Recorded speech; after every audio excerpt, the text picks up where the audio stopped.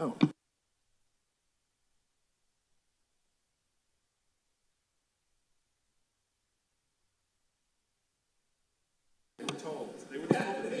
Good evening, everyone. Everyone take their seats, please, and welcome to the September 19th meeting of the Legislative Affairs Committee. Will everyone please rise and salute the flag? I pledge allegiance to the flag of the United States of America and to the republic for which it stands, one nation, under God, indivisible, with liberty and justice for all. Roll call of the members of the Legislative Affairs Subcommittee. Councilor Keefe. Here. Here. Councilor Morabito is absent. Councilor Novoselsky. Here. Councilor Rizzo is absent. Council President Visconti. Here. Here. And Chairman Powers. Here. Here. Quorum is present. There's one item on tonight's agenda. This is a communication from the Election Commissioner requesting approval of an act relative to voting precincts in the city of Revere. Thank you. Mr. Sir, what I'd like to do is get an understanding of, I see looking through some of these pages of the proposals that we're eliminating some precincts, some polling places, and I'd like clarification on that, please. Thank you, Mr. Chairman. For the record, Paul Fahey, Election Commissioner. So the home rule petition, the proposed home rule petition before you is a requirement under state law relative to the establishment of sub-precincts. And sub-precincts, which you may know, generally exist in a situation, and 2-3A is the best example currently, where there are two state representative districts that bisect a precinct. So what was and what would be 2-3, part of it is in Representative Turco's district, part of it is in Representative Giannino's district. So under the law, and when the re-precincting was done, that was the purpose for having that sub-precinct. When the redistricting was done, before I came on board, there had been two sub-precincts in Ward 5, but there was no necessity because all of Ward 5 is now represented by one state representative. So again, I wasn't here 10 years ago, but when that was set up in 2012, there was a need for 3 sub-precincts. Currently, there's only a legal requirement for one, which is 2-3A. So the language that you see here, and if you remember that when this was initially submitted, I submitted an earlier draft in error, and I do apologize for that. I've spoken to Councilor Novoselsky about what we have here for 2-3A. That now exists. That's where people voted in this past election. The problem came up with 5-1, because 5-1, under this re-precincting, 5-1A was eliminated. There was no requirement for 5-1A. The reality, as you know, Mr. Chairman, is that, and I know it's in your ward, is that Jack Satter House has been a very active polling location. There's close to 300 people registered there who vote, and under the 5-1 configuration that we have now, they would be required to go to Point of Pines, currently Point of Pines Yacht Club, but to the Point of Pines neighborhood, which is a long distance. As you know, what we did for this election, what we will do in November, in addition to mail-in voting and early voting under the Votes Act, is we've done special early voting sessions at Jack Satter House. We had a fairly good turnout there over the 1 week that we had early voting for the primary. And under the state law, we will have 2 weeks of early voting for the general election. So we'll have our regular early voting location in or near City Hall. We'll finalize that in the next week or so, but we will also be back at Jack Satter House. But one of the things that we talked about with the board and with the mayor's office was the reestablishment of 5-1A as a sub-precinct. Again, there's no requirement that it be a sub-precinct, but we want to serve those people, the people in that neighborhood. So that's what the bill is, that's the proposed home rule petition. We do need to go to the state to get that approved. 2-3A already exists in the state system. This is just formalizing that relationship. 5-1A does not. So until we do this, we can't have a 5-1A voting location, which again, in the legislation, I proposed at or near. I put a little wiggle room in the legislation just in case for some reason. I know, for example, 5-1 used to be at Point of Pines Fire Station. Now it's at the Yacht Club. If and when at some point over the next 10 years there was some decision to move it, we don't have to go back to the legislature and ask their permission. We say at or near, in the Point of Pines neighborhood, at or near Jack Satter House, at or near Carl Hyman Towers. So that's the nexus for this, Mr. Chairman. I'm happy to answer any questions that anyone has. Well, in the recent meetings that I've had with the group that was involved with the Point of Pines Fire Station, All our problems have been solved, really, with regard to regulations from the Commonwealth and the city, in fact. So what I expect to happen within the next 4 weeks, they're working on a redesign of certain portions of that station because there was a question as to whether or not we could put it in a floodplain, okay? Right. So we're working on that. It's my understanding that once that is completed, we'll be going out to bid, and that's another 3 or 4 weeks. So we'll probably be looking at probably about 8 weeks before we're finally ready to go in the round. And that's, that's due to a lot of reasons. We found an oil tank in there, we found asbestos, we had the pandemic. There were a lot of things that interfered with moving ahead on that, but I can assure everyone that that station is going to be built, and it's going to be, I don't know if it'll be completed by 2023, November, but shortly after that it will be. So I would say that probably at the Yacht Club, those will be the last time we'll be in there, will be maybe 2023. Yeah, and we can focus on that decision at a future date, Mr. Chairman, but the way this legislation is written, that would be an option. We would not have to go back to the state, because if we said it will be at Point of Pines Yacht Club and then you change it, you as a city council have the authority, as you did at that last meeting, to designate polling locations. This legislation doesn't lock any of these locations in. It obviously acknowledges that that's where we've been in the past, but that's a change that could be made at the local level without state legislation. I mean, 5.1, okay, there's no problem there whatsoever, okay? But I think when you come up to 5.2, and I'm looking at the list I have here, where would the people in Ward 2 under the new regulations be voting? So, Mr. Chairman, there would be no change to 5.2 under this. All we are doing is splitting the southern part of 5.1 and creating 5.1A Okay, for the Jack so Satter House and the surrounding The St. George, they'll neighborhood. still vote at the Satter House. Anyone who votes at 5.2 now will continue to vote at 5.2. And Woodland Road, those areas down there, Oak Island, Arcadia, Allett, New York, they'll all still vote at 5.2, At 5.2, right? yeah. All this does is change the boundary of 5.1 to create a new Now, the 5.1A. people that live up on Hutchison, Pomona, up on Broadway, really, as far up as Broadway, they're going to vote at the Turkish Cultural Center, am I correct? Currently, that is the polling location for 5.2 and So 5.3, yes. basically, the only changes are going to be, that are really going to be affect anyone would be the 5.2, the Revere Street area, going down to, Yeah, the only change would be folks who are in the new 5.1 on the southern end of it, at and around the area where the Jack Satter House is. They will be in 5.1A, will reconstituted 5.1A, and they'll vote at the Jack Satter House. okay. I'd like to take a moment and recognize former mayor and councilor Dan Rizzo's here tonight. And any council's questions? Ira Novoselsky, Council Novoselsky. Thank you, Mr. Chairman. Paul and I had spoken before, and, it's a frustration on my part to see that we have to have such a small precinct because of the census redistricting, that part of 2.3A is now in Representative Turco's district, and my other part of 2.3 is in Representative Janino's district, as you stated. And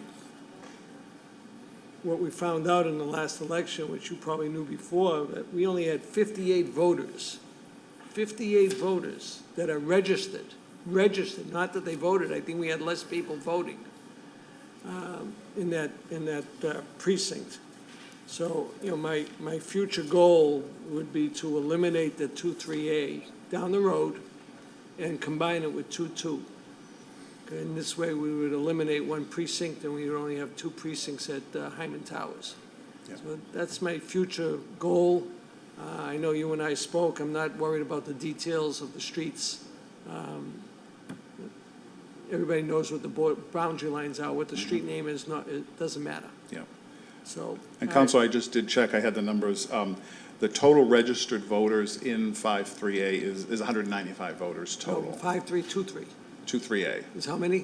195. So it is by far the smallest precinct in the city. city. Yeah, and to your point, it was a low, relatively low turnout election and 58 votes Yeah. approximately, yeah. yeah, we'll work with you on that. Yeah, very good. Thank you, appreciate it. Thank you, sir. Any other councilors?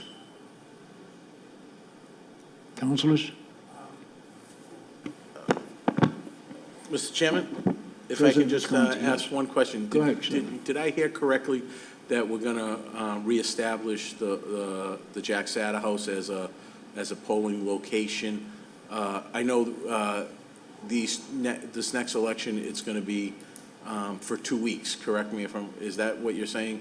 Yeah, so for the early November voting for the election, this would not take effect because I've spoken to to both Reps Turco and Janino and Senator Edwards. Rep Janino happens to be a member of the Election Law Committee, so Okay. once this is done, she will try, she can't promise, which I totally Whatever. understand. She'll try to get it through. The point being, for the November election, we would still have 5-1, there would be no 5-1A. We'll do the early voting for 2 weeks at Jack Satter House. If we can get this into effect by early next year, or even by the spring of next year, we would then have that in effect for the municipal elections for next fall. Okay. So there would not have to be early voting at Jack Satter, it would be a polling place on It election day. would be a polling place, Yeah, yes, that's because I really know the that purpose of this legislation. Many residents there were very concerned about it, Yeah. obviously, like you said, so I'm Yeah. glad to see that the Absolutely. adjustments have been made. Thank you. Thank you, Mr. Chairman. Any other councilors? So let me just reconfirm this. So after this November, the persons that were living in the Satter House, the St. George, and certain parts of Oak Island, they'll be voting in the Satter House, am I correct? Once this legislation is approved by the legislature and signed by the governor, we will then reconfigure the voting list online and we'll recreate precinct 5-1A. So yes, they'll vote at Jack And what Satter about House. 5-2A? That's going to be, There will be no 5-2A. There will be 5-2 and 5-3. There is no 5-2A. so going 5-2 and forward. 5-3 are going to be voting at the old St. Teresa's Church, am I correct? Yes, at Turkish Turkish Cultural. Cultural. Currently, yeah, Yeah. we may explore other voting locations in the future, but for the time being, And- they'd vote at the Turkish and Cultural. we will still have the opportunity down the road to, if there are some people that feel they should be closer to, let's say somebody lives up on halfway down the boulevard, maybe they should be closer to the Pines, I'm not sure.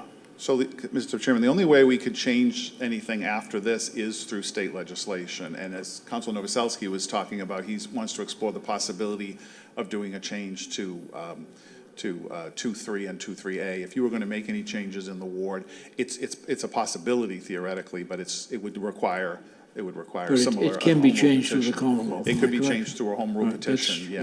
That's Yeah. my only concern. Yeah. Any other councilors wishing to speak? Move the question. Shall the Legislative Affairs Subcommittee offer a favorable recommendation on an act relative to voting precincts in the city of Revere to the full city council? Councilor Keefe? Yes. Yes. Councilor Morbido is absent. Councilor Novoselsky? Yes, Yes. Councilor Rizzo? Yes. Yes. Council President Visconti? Yes. Yes. And Chairman Powers? Yes. Yes, this special act received a favorable recommendation. Now, with that No said, further that business. concludes the meeting, and there'll be no further business until, when is our next committee meeting? I haven't scheduled one yet. Oh. There's nothing else on, So until 6 o'clock, a regular meeting? yeah. Yeah, okay, thank you.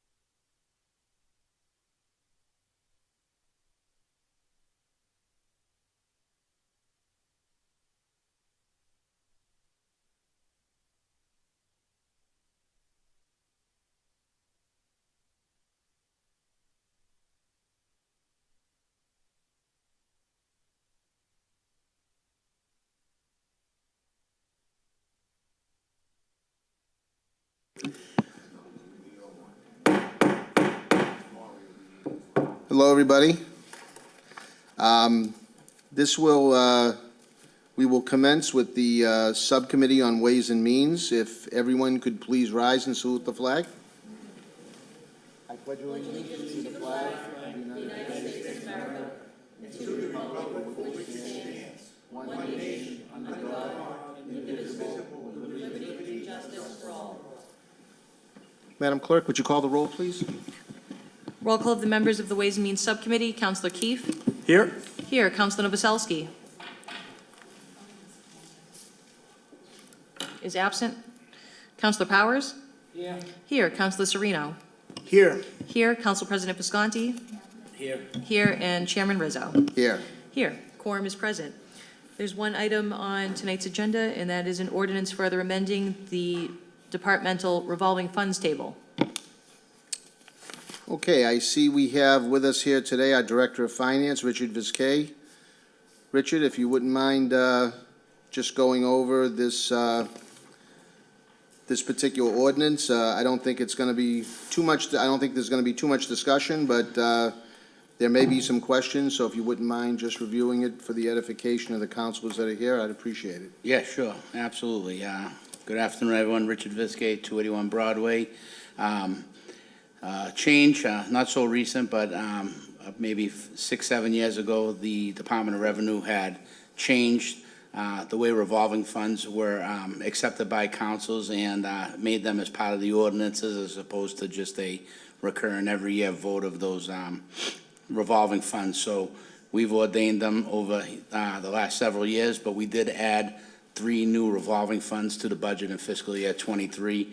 And what you see before you is our revolving funds that we've had historically, plus the 3 new funds. So there's no really financial matter per se as far as appropriations and such. This is just for the council to accept the new list of revolving funds with the 3 new funds in them. So happy to answer any questions on any of that. Thank you. And just before I turn it over to members of the city council, there's no financial implications on a vote of this ordinance, correct? That's correct. Just to remind everybody, the revolving funds are funds that allow revenues generated from a specific operation to be put into a distinct fund, and those revenues are used for the expenditures of the purposes that are listed in the ordinance that you're about to approve. So it's money in and money out. You don't have to appropriate it. We're not allowed to spend it under zero, so if it goes under zero, we can't spend any money, but this is just definitely more of a ordinance renewal than an appropriation order.